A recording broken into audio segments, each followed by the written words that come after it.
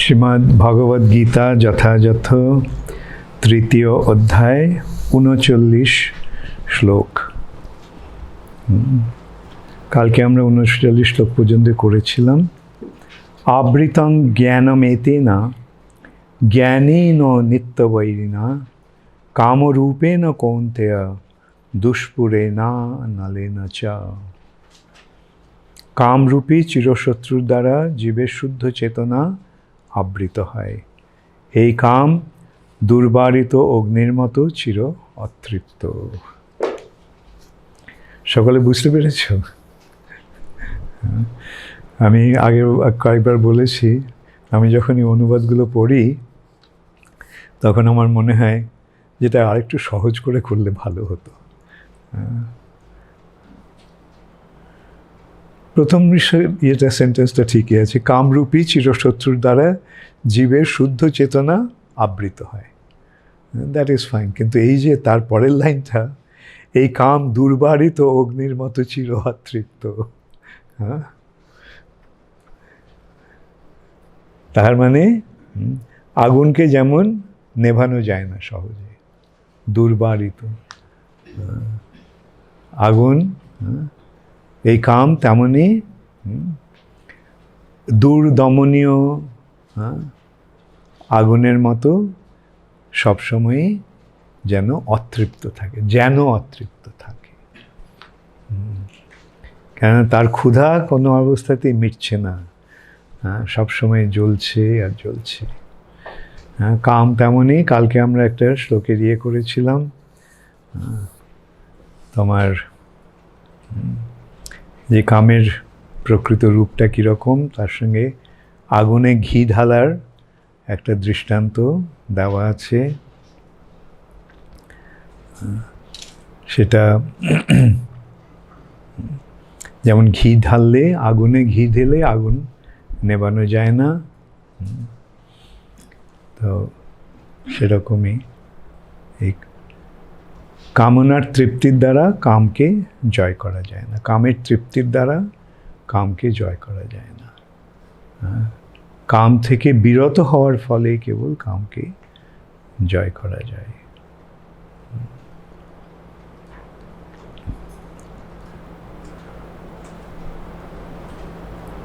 এই শ্লোকটা আমার মনে আসছিল না, আমাকে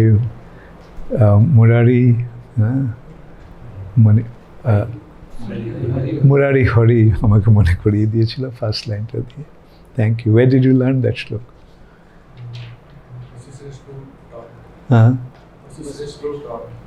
Who? Boshushreshtha. That slok is in the 9th canto of Srimad Bhagavatam.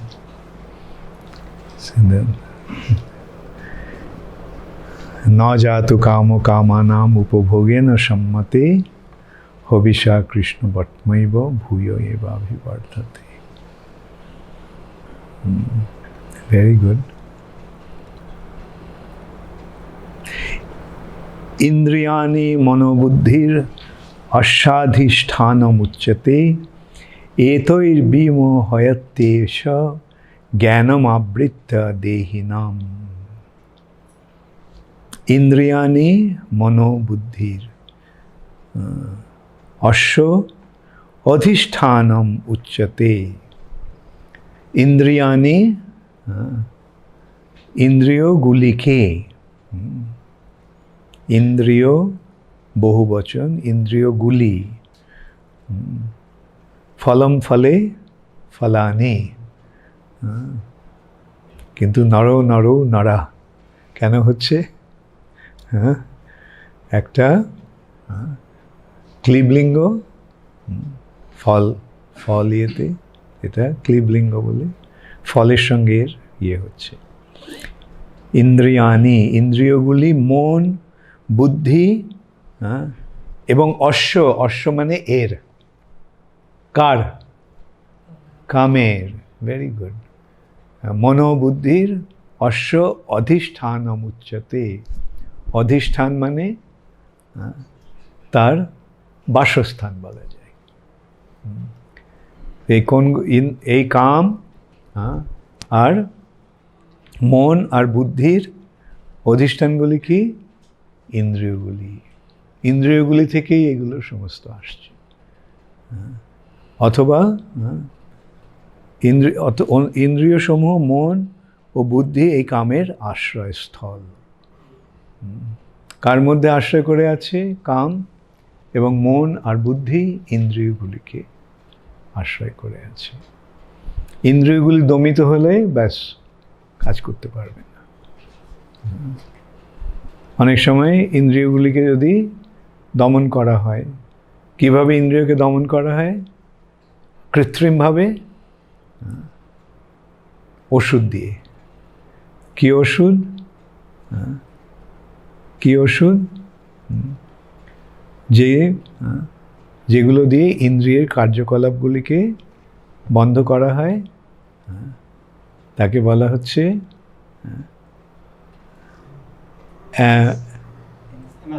anesthetics.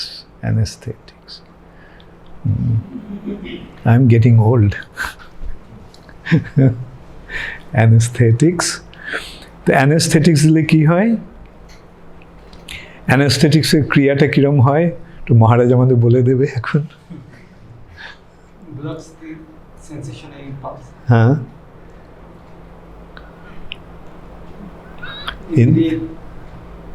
ট্রান্সমিশনকে block করে দেয়। রাইট। মহারাজেরও বাংলা আজকাল একটু হয়ে যাচ্ছে। ইন্দ্রিয়ের ট্রান্সমিশন, যাই হোক, আমি মহারাজের কথাটা পুনরাবৃত্তি করছি। ইন্দ্রিয়ের ট্রান্সমিশনগুলো ব্লক করে দেওয়া হয়। ভালো কথা। তো ইন্দ্রিয়ের আশ্রয়স্থল কোথায়? মন। আর ইন্দ্রিয়গুলি কিভাবে হচ্ছে? নার্ভাস সিস্টেমের মাধ্যমে যাচ্ছে, স্নায়ু। এই অ্যানেস্থেটিক্স কি করছে? ইন্দ্রিয়, ওই যে নার্ভগুলি, যে নার্ভ কারেন্ট যেটা যাচ্ছে সেটাকে বন্ধ করে দিচ্ছে। তার ফলে ইন্দ্রিয়গুলি আর কাজ করছে না। তখন কি আর শরীর সম্বন্ধে আর কোনো চেতনা থাকে না। তাহলে আমরা দেখতে পাচ্ছি যে শরীরের চেতনাটা আসছে ইন্দ্রিয়গুলির মাধ্যমে। এই যে চেতন শক্তি বা চেতনা সেটা প্রবাহিত হচ্ছে বলে। সেই চেতনার প্রবাহটাকে যদি বন্ধ করে দেওয়া যায় তাহলে দেহাত্মবুদ্ধি থাকবে না। তো এটা কৃত্রিমভাবে হচ্ছে অ্যানেস্থেটিক্সের দ্বারা, কৃত্রিমভাবে করা হচ্ছে। তারপরে কি হচ্ছে? তারপরে চেতনাটা আবার ফিরে আসছে। যতক্ষণ ওই ওষুধটা কাজ করছে ততক্ষণ চেতনা নেই। যখনই ওষুধের ক্রিয়াটা শেষ হয়ে যাচ্ছে তখন চেতনা ফিরে আসছে। তাহলে আমরা এই সূত্রে দেখতে পারি যে চেতনাটাকে শরীরের দিকে না বইতে দিয়ে যদি আমরা কৃষ্ণের দিকে যদি ওটাকে করি, যেটা হচ্ছে তার মূল সূত্র, মূল আশ্রয়। ইন্দ্রিয়গুলি আশ্রয় নয় মন, বুদ্ধি আর কামের। ইন্দ্রিয়েরও আশ্রয় হচ্ছে কৃষ্ণ বা চেতনা। আর এই চেতনা আসছে কোথা থেকে? কৃষ্ণ থেকে। তাহলে চেতনাটা যে কৃষ্ণের দিকে ডাইরেক্ট করা যায়, চেতনাকে যদি কৃষ্ণের দিকে ধাবিত করা যায় তাহলে আর দেহ চেতনা থাকবে না। তাহলে কি বলা হচ্ছে? ইন্দ্রিয়সমূহ মন ও বুদ্ধি এই কামের আশ্রয়স্থল। ইন্দ্রিয়সমূহ মন এবং বুদ্ধি এই কামের আশ্রয়স্থল। এই ইন্দ্রিয় আদির দ্বারা কাম জীবের প্রকৃত জ্ঞানকে আচ্ছন্ন করে তাকে বিভ্রান্ত করে।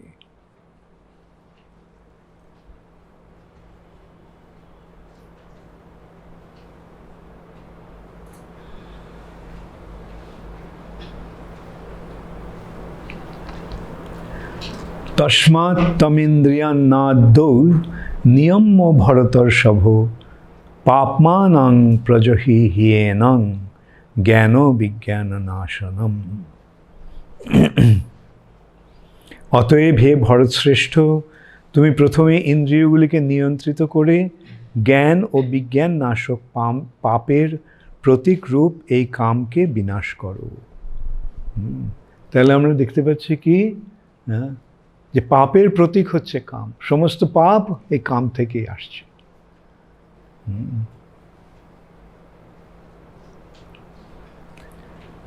তুমি প্রথমে ইন্দ্রিয়গুলিকে নিয়ন্ত্রিত করে জ্ঞান ও বিজ্ঞান নাশক পাপের প্রতীক রূপ, আর জ্ঞান আর বিজ্ঞানকে নাশ করছে কে? পাপ। আর সেই পাপের প্রতীক হচ্ছে এই কাম। অতএব কীভাবে কামকে বিনাশ করতে হবে? ইন্দ্রিয়গুলিকে নিয়ন্ত্রণ করার দ্বারা। তার মধ্যে জীবভাবতী লোভময় সুদূরমতি। তাহলে কোথায় থেকে আমরা শুরু করব? কৃষ্ণ বড় দয়াময়, করিবারে জিহ্বা জয়। সপ্রসাদ অন্ন দিল ভাই। কত সহজ উপায়। কিন্তু কি হচ্ছে আমাদের? এই ইন্দ্রিয়গুলি হচ্ছে আমাদের সমস্ত জড়েন্দ্রিয় তাহে কাল, জড় ইন্দ্রিয় জীবে ফেলেই বিষয়ের সাগরে। শরীরটা হচ্ছে অবিদ্যা জাল, এটা আমরা দেখতে পারি।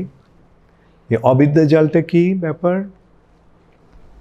সারা শরীরে একটা জাল বিস্তৃত হয়ে আছে। দু রকমের জাল সারা শরীরে ছড়িয়ে আছে। একটা হচ্ছে রক্ত চলাচলের জাল, আর্টারি সিস্টেম, সারা শরীরে, সারা শরীর জুড়ে এই ধমনী রূপ জাল আছে। আরেকটা জাল কি? আরেকটা হচ্ছে স্নায়ু জাল, নার্ভাস সিস্টেম, নার্ভস। শরীরটা জীবন ধারণের জন্য কি হচ্ছে? রক্ত সরবরাহ হচ্ছে। রক্ত কি করছে? শক্তি, জীবনী শক্তিটাকে সারা শরীরে পৌঁছে দিচ্ছে। তো এই জীবনী শক্তিটা আসছে কোত্থেকে? হৃদয় থেকে। রক্তটা হৃদয়ে এলো, সঞ্চারিত হলো, আর তারপরে হৃদয়টা রক্তটাকে পাঠিয়ে দিল এর মাধ্যমে, ধমনীর মাধ্যমে, আর্টারি। আর তারপরে ভেইনসের মাধ্যমে সেটা আবার সারা শরীরে শক্তি পৌঁছে দিল, জীবনী শক্তি পৌঁছে দিয়ে রক্তগুলো খালি হয়ে গেল, আর শক্তি নেই। তখন কি হলো? সে অন্য দিক দিয়ে এসে সে আবার হৃদয়ে এলো, এসে আবার রিচার্জ হলো। আর আগে যে রক্তটা গিয়েছিল সেটা এখন খালি হয়ে গেছে, শক্তিহীন হয়ে গেছে। তখন হৃদয়টা কী করলো? আরেকটা প্রেস করলো, ব্যাস নতুন রক্ত চলে গেল, পুরনো রক্ত ফিরে এলো। এইভাবে আমাদের শরীরে রক্ত সরবরাহের মাধ্যমে জীবনী শক্তি প্রবাহিত হচ্ছে। আর স্নায়ু শক্তিটা কীরকম? স্নায়ুর কেন্দ্রস্থল কোথায়? Brain centre. সে ব্রেন সেন্টার থেকে আসছে কি? স্পাইনাল কলাম, মেরুদণ্ড। মেরুদণ্ডের স্পাইনাল কলামের ইয়েটা কি? মেরুদণ্ডের মধ্যে যেটা আছে স্পাইনাল কর্ড। বাংলাটা কি? যাই হোক, মেরুদণ্ডটা হচ্ছে তোমার ভার্টিব্রাল কলাম। আর তার মধ্যে আছে স্পাইনাল কর্ড। সেই স্পাইনাল কর্ড থেকে সমস্ত স্নায়ুগুলো বেরোচ্ছে। আর সেগুলি কোথায় যাচ্ছে? একটা ইন্দ্রিয়তে গিয়ে শেষ হচ্ছে। যে কর্ডগুলি দর্শনের জন্য, সেগুলো চোখে এসে শেষ হচ্ছে, যেগুলো কানে শেষ হচ্ছে, কিছু এসে নাকে শেষ হচ্ছে, কিছু এসে জিহ্বায় শেষ হচ্ছে, আর কিছু সারা শরীরের ত্বকের শেষ হচ্ছে।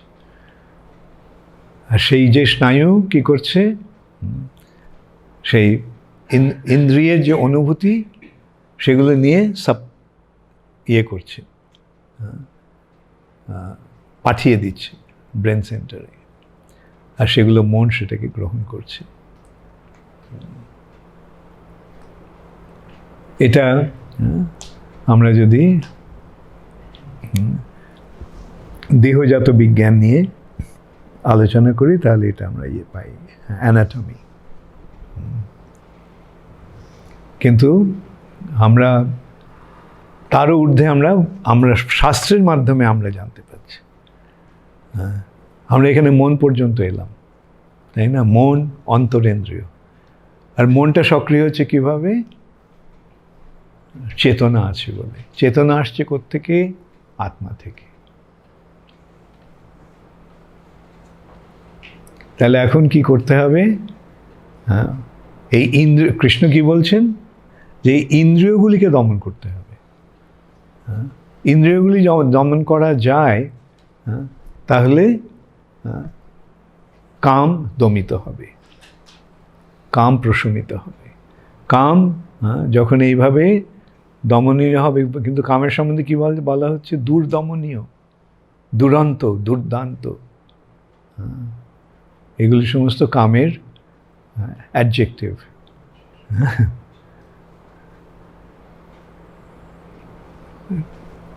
তাহলে কিভাবে এটা করা যায়?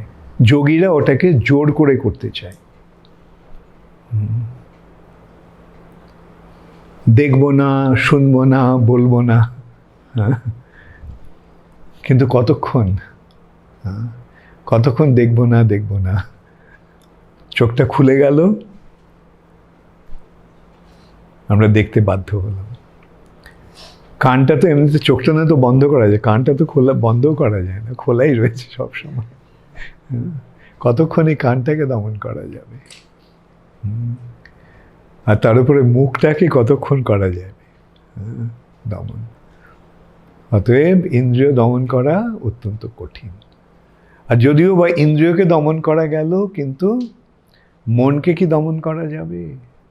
যাবে না।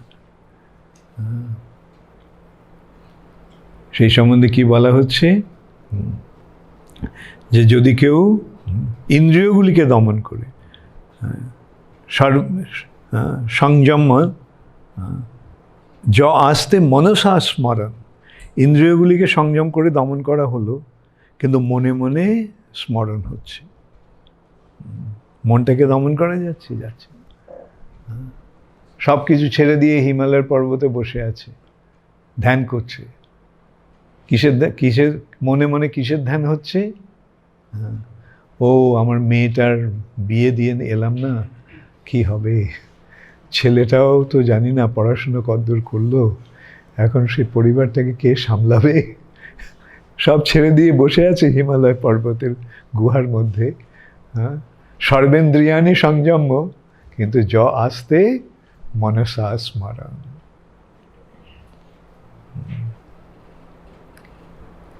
সেই জন্য এটা অত্যন্ত কঠিন। আমরা জানি আমাদের বৈদিক শাস্ত্রের মাধ্যমে কত বড় বড় সমস্ত ঋষিরা হাজার হাজার বছর ধরে তপস্যা করেছে। আর ইন্দ্র পাঠিয়ে দিয়েছে একটা মেনকাকে। মেনকাদের মানে এই ইয়েদের অপ্সরাদের আরেকটা নাম হচ্ছে স্বর্বেশ্যা। এরা সব স্বর্গের বেশ্যা। পাঠিয়ে দিয়েছে, কিছুতেই ধ্যান ভাঙাতে পারছে না। সত্যি কঠোর তপস্বী, কিন্তু কিছু করতেই হবে। যাই হোক, নাচতে লাগলো, আর এই নুপুরের শব্দটা গেল কানের মধ্যে দিয়ে, ব্যাস চোখ খুলে গেল, ব্যাস বাকিটা তো স্বাভাবিক। 64,000 বছরের ধ্যান একটা নুপুরের শব্দে ভেঙে গেল।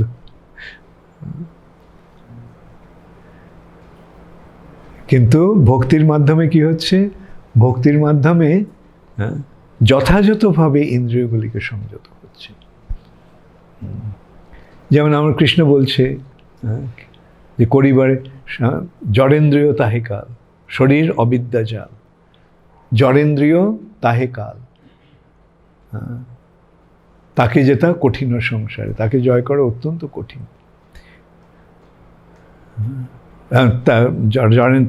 তার মধ্যে জিহ্বাবতী, সমস্ত ইন্দ্রিয়ের মধ্যে জিহ্বাটাই সবচাইতে খতরনাক। আর সেই জিহ্বাটা কিরম লোভময় সুদূরমতি, তাকে যেতা কঠিন সংসারে। কিন্তু কৃষ্ণ বড় দয়াময়, করিবারে জিহ্বা জয়। আর জিহ্বাটা জয় হয়ে যায়, তাহলে সব জয় হয়ে যাবে। কীরকম? জিহ্বা থেকে উদর, উদর থেকে উপস্থ, তিনটে এক লাইনে আছে। জিহ্বাটা যদি জয় হয় তাহলে উদরটাও জয় হয়ে যাবে। উদর যদি জয় হয় তাহলে উপস্থ জয় হয়ে যাবে।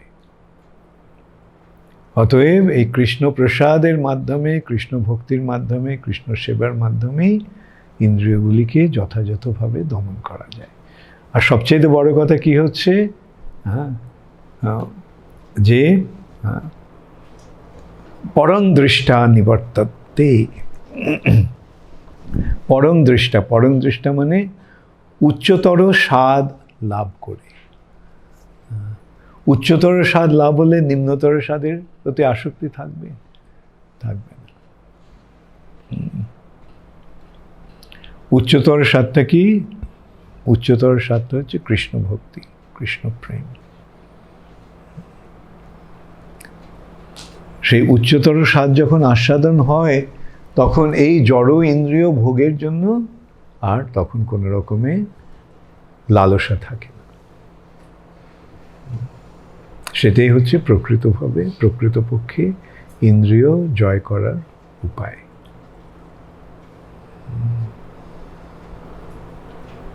জোর করে কিছু করতে হবে না, স্বাভাবিকভাবে। আর অত সহজে এটাই হচ্ছে। সেই জন্য ভগবত ভক্তির পথটা অত্যন্ত সহজ এবং সরল। যারা সেটা বুঝতে পারে না তারা বলে, ও যারা এগুলো করতে পারে না তাদের জন্য ভক্তি। এটা অনেকটা এরকম যে গাধা দেখছে যে গরুগুলো খুব চড়ে চড়ে ঘাস খাচ্ছে, আর গাধা ভাবছে যে এই বোঝাগুলো না বইলে পাওয়া যাবে না, ঘাস পাওয়া যাবে না। আর সে দেখছে গরুগুলো অকাতরে ঘাস খেয়ে যাচ্ছে। ওরা বলছে, যারা এই বোঝাগুলো বইতে পারে না তাদের জন্য এইভাবে ঘাস খাওয়া। ওরা এইগুলো বইতে পারে না, সেই জন্য গরু তো কবে ওগুলো গাধা হবে?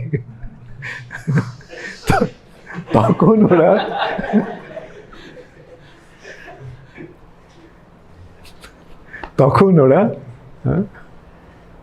আমাদের যে বাহাদুরি, তার যোগ্য ওরা হবে।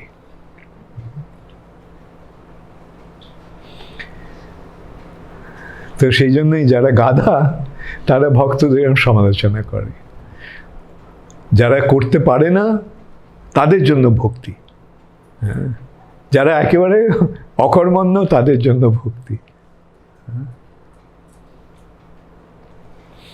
যাই হোক, পাগলে কিনা বলে, ছাগলে কিনা খায়। ভগবত ভক্ত যারা এই ভগবত ভক্তির স্বাদ আস্বাদন করেছে, পরম দৃষ্টা যারা উচ্চতর স্বাদ লাভ করে নিম্নতর স্বাদটাকে বর্জন করেছে, তারাই যথার্থ বুদ্ধিমান। হরে কৃষ্ণা, গৌর প্রেমানন্দে, হরে হরে।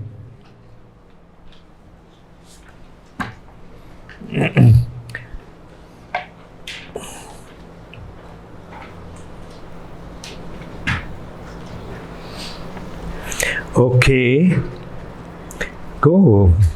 কালকে 380 জন পার্টিসিপেট করেছে। তাদের মধ্যে টপ 10 দশম স্থানে নীলাদ্রি শিখর খুলনা 73%। 9th পজিশনে আনন্দপ্রিয় দাসী ব্যারাকপুর ওয়েস্ট বেঙ্গল 73%। অষ্টম স্থানে কৃষ্ণ দাস সোনারগাঁও বাংলাদেশ 77%। সপ্তম স্থানে সজীব দাস নারায়ণগঞ্জ বাংলাদেশ 77%। রথিন সিংহ আইআইটি খড়গপুর ওয়েস্ট বেঙ্গল 77%। পঞ্চম স্থানে শুভ সাউ মুন্সিগঞ্জ বাংলাদেশ 77%। চতুর্থ স্থানে শ্যামল বর্মন সোনারগাঁও বাংলাদেশ 82%। তৃতীয় স্থানে সোনালী রাধিকা দাসী ব্যারাকপুর ওয়েস্ট বেঙ্গল 82%। দ্বিতীয় স্থানে Suparna Sundari Devi Dasi IIT Kharagpur West Bengal 82%। And প্রথম স্থানে জ্যোতির্মতি রাধা দাসী টাঙ্গাইল বাংলাদেশ 91%।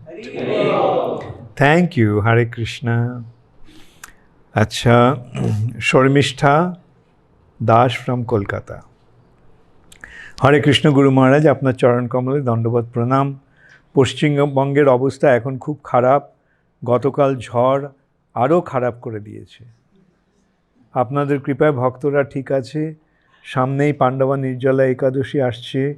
আমি ওই দিন সূর্যোদয় থেকে দ্বাদশীর দিন পর্যন্ত নির্জলা থাকি। আমি কলকাতা মন্দির থেকে একাদশী মাহাত্ম্য বইটি কিনেছিলাম।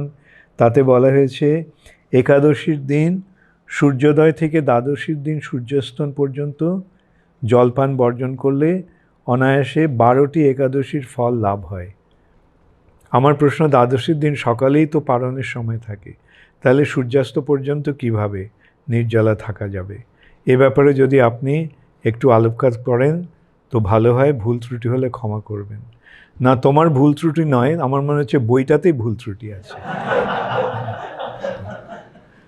তোমার হ্যাঁ, একাদশী যখন পালন হচ্ছে, একাদশী পূর্ণ করতে হলে পারণের সময় একাদশী করতে হবে, একাদশী পালন করতে হবে। এই যে কোত্থেকে এটা পেয়েছে আমি জানি না। দ্বাদশীর দিন রাত্রি পর্যন্ত করলে পুরো ফল লাভ হবে। পাণ্ডবা নির্জলায় করলেই সারা বছরের একাদশী করে থাকো না থাকো তার সব ফল পাওয়া যাবে। ওই একটা দিন একাদশী পালন করলেই কাজ হবে। তার মানে এই নয় যে অন্যান্য একাদশীগুলো পালন করবে না, যদি কোনো কারণে সেগুলো না হয়ে থাকে। তুমি একটু দেখো তো ওটা ঠিকমতো আছে কিনা। একাদশীর দিন সূর্যোদয় থেকে, আর যাই হোক, আর আমাদের একাদশীর তিথিটা সাধারণত সূর্যোদয় থেকে হয় না, এটা ব্রহ্ম মুহূর্ত থেকে হয়। ব্রহ্ম মুহূর্ত থেকে মানে সূর্যোদয়ের 48 ঘন্টা আগে থেকে। ওকে, this is from Jagat Jivan Das, Ujjain. Hare Krishna, Guru Maharaj Ji, Dandavat Pranam. This question from yesterday's morning class. Does Lord Shiva affected with envy? As Your Holiness mentioned that if one has envy, then other anarthas come out. So what is the easiest way to get rid from envy? The easiest, Jagat Jivan. Oh, okay. So he loved Ujjains. I was thinking his. Okay, Jagat Jivan. All right, he's in Bhuvane. I'm sorry. Okay. Yeah. So as I mentioned, that the only way to get rid of all these problems is devotion to Krishna. Only through devotion to Krishna, surrendering to Krishna, will be able to become free from envy. And when envy is conquered, everything else will be conquered. Shuman Das, Durgapur. গুরু মহারাজ, আমার বাড়িতে অনেক problem.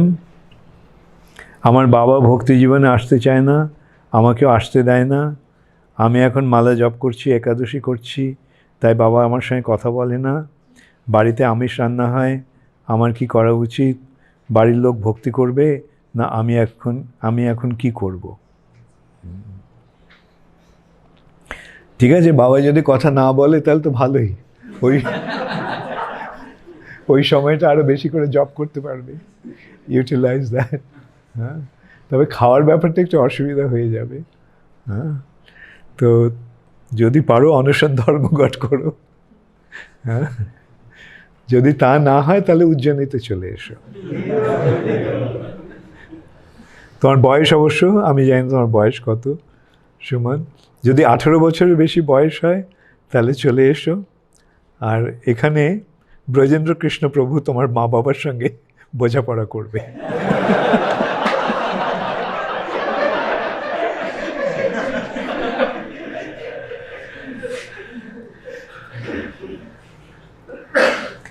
Soma Das, Bangladesh.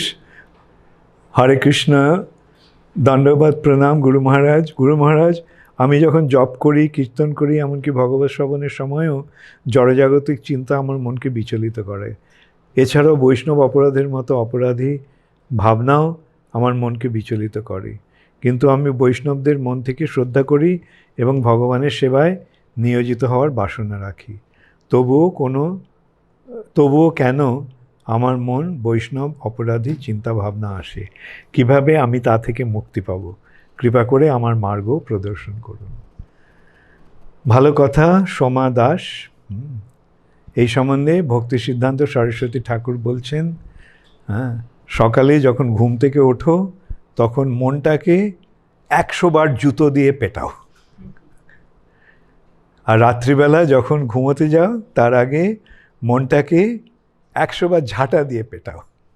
হ্যাঁ, তাহলে দেখবে মনটা সোজা হয়ে যাবে।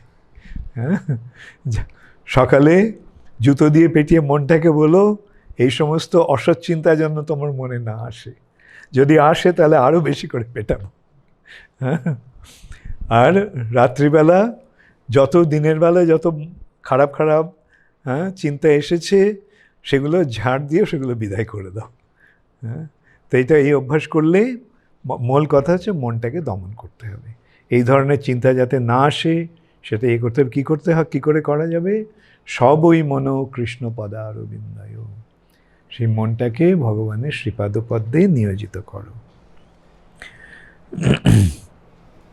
মহাপ্রভু গৌরাঙ্গ দাস, মাঠপাড়া, মুন্সীগঞ্জ। আমাদের নামহট্টের একজন মাতাজি প্রতিদিন 16 মালা জপ করে, প্রসাদ পায় এবং মন্দিরে প্রচুর সেবা করে চলেছে। তাদের পরিবারের ওই মাতাজি একমাত্র ভক্ত। এখন তাকে অভক্তের সাথে বিবাহ দেওয়ার জন্য তার পরিবার ভক্তিজীবন ত্যাগ করতে প্রচণ্ড চাপ সৃষ্টি করছে, কিন্তু মাতাজি ভক্তিজীবন ধরে রাখতে চাইছে। এখন আমরা তাকে কি পরামর্শ করতে পারি? এই প্রশ্নের উত্তরটাই দেওয়া আমার পক্ষে খুব কঠিন। যদি ছেলে হতো তাহলে বলতাম যে ঠিক আছে, কিন্তু তো মেয়ে এখন।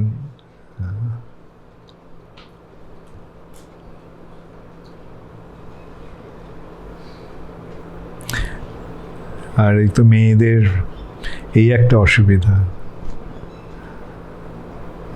ওকে বলো মা বাবাকে ঠিক করে বোঝাতে, যদি না হয় তাহলে কি করবে? আর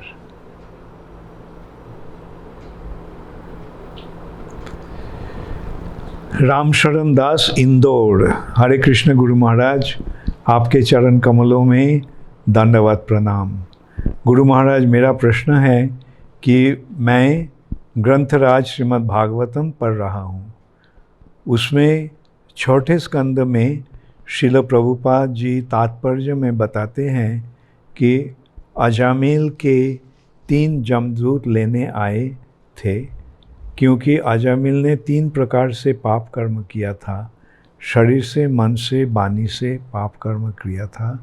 गुरु महाराज, मैंने हरिनाम दीक्षा ली है, फिर भी मन से और वाणी से पाप कर्म हो जाता है। गुरु महाराज, मैं कैसे, किस प्रकार समझूं? क्या मुझे भी 2 जमदूत लेने आए?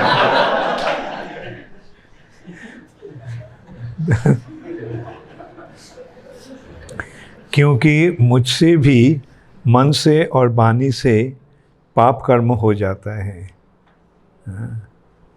गुरु महाराज, मैं इसे किस प्रकार समझूं और भगवान की सेवा में लगा सकता हूँ?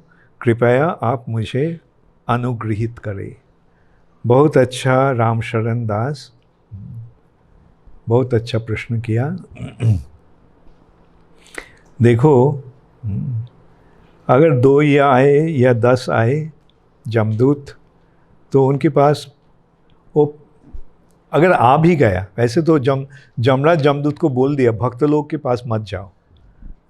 जिसके गले में तुलसी माला है, कंठी माला, जिनके शरीर में विशेष रूप से वैसे सर में तिलक है, उनको देखने से दूर से उनको प्रणाम करके वहाँ से वापस चले जाओ।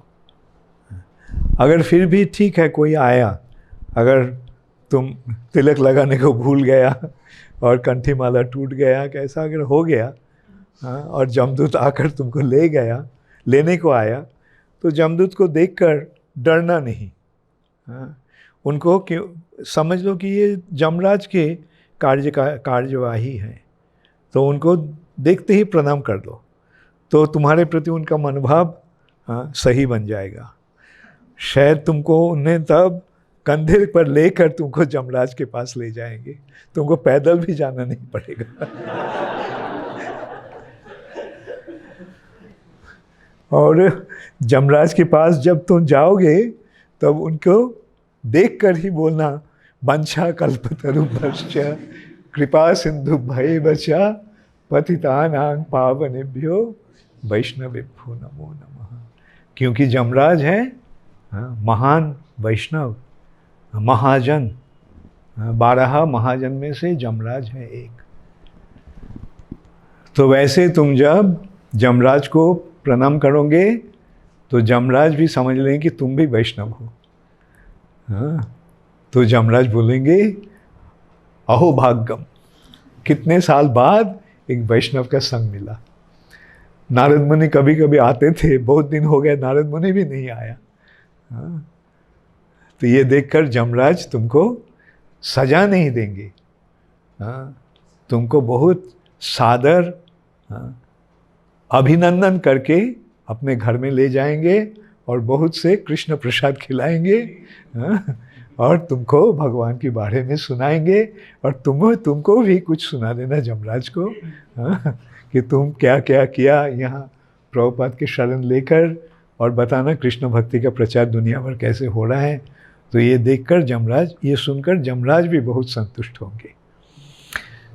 ठीक है रामशरण?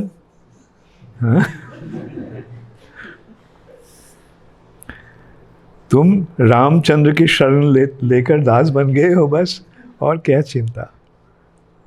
স্বপন দাস জুয়েল, অষ্টগ্রাম, কিশোরগঞ্জ, বাংলাদেশ থেকে। হরে কৃষ্ণ মহারাজ, আমার প্রশ্ন হলো, ভক্তিপথে অগ্রসর হওয়ার জন্য আমাদের কি করা উচিত? স্বপন দাস, তুমি জুয়েল হয়ে এরকম প্রশ্ন করছো?